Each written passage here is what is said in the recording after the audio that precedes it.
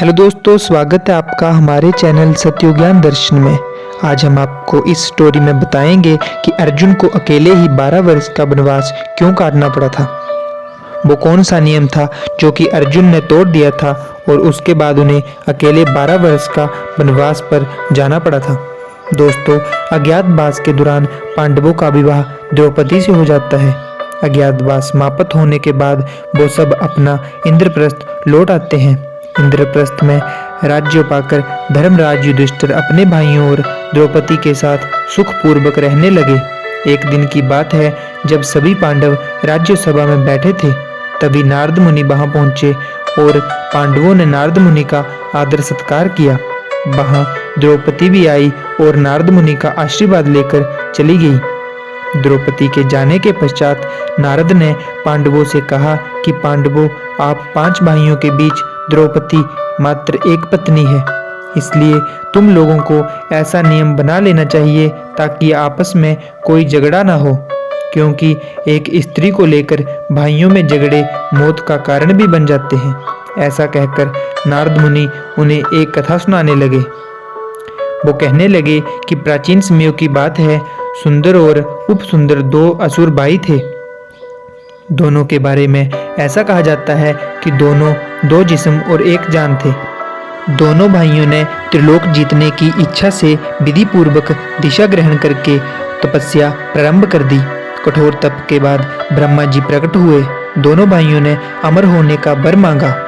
तब ब्रह्मा ने कहा कि वह अधिकार तो सिर्फ देवताओं को है, तुम कुछ और मांग लो। तब दोनों ने कहा कि हम दोनों को ऐसा वर दे दे कि हम सिर्फ एक दूसरे के द्वारा मारे जाएं और हमें कोई न मार सके।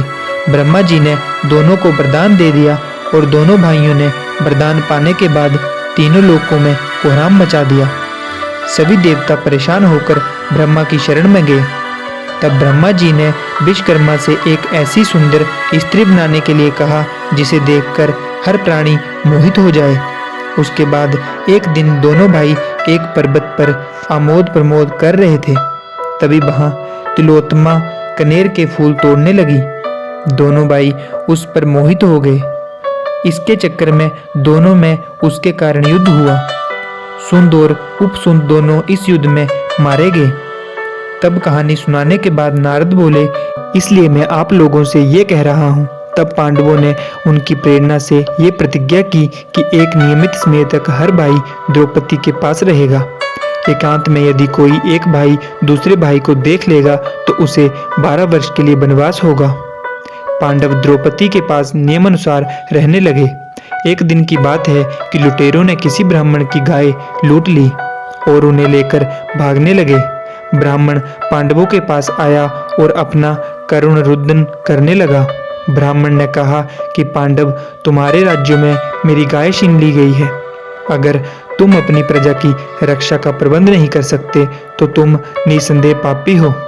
लेकिन पांडवों के सामने अड़चन ये थी कि जिस कमरे में राजा युधिष्ठिर द्रौपदी के साथ बैठे हुए थे, उसी कमरे में उनके अस्त्र शस्त्र थे। एक और नियम और दूसरी तरफ ब्रह्मा की करुण पुकार। तब अर्जुन ने प्रण किया कि मुझे इस ब्राह्मण की रक्षा करनी है, चाहे फिर मुझे इसका प्रायश्चित क्यों न करना पड़े। उसके बाद अर्जुन राजा युधिष्ठिर के घर में निसंकोच चले गए। राजा से अनुमति लेकर धनुष उठाया और आकर ब्राह्मण से बोले, ब्राह्मण देवता, थोड़ी देर रुकिए, मैं अभी आपकी गायों को आपको लुटा देता हूँ। अर्जुन ने बाणों की बुशार से लुटेरों को मारकर गाय ब्राह्मण को सौंप दी। उसके बाद अर्जुन ने आकर युधिष्ठिर से कहा, मैंने एकांत गृह में आकर अपनी प्रतिज्ञा तोड़ दी है, इसलिए मुझे वनवास पर जाने की आज्ञा दे।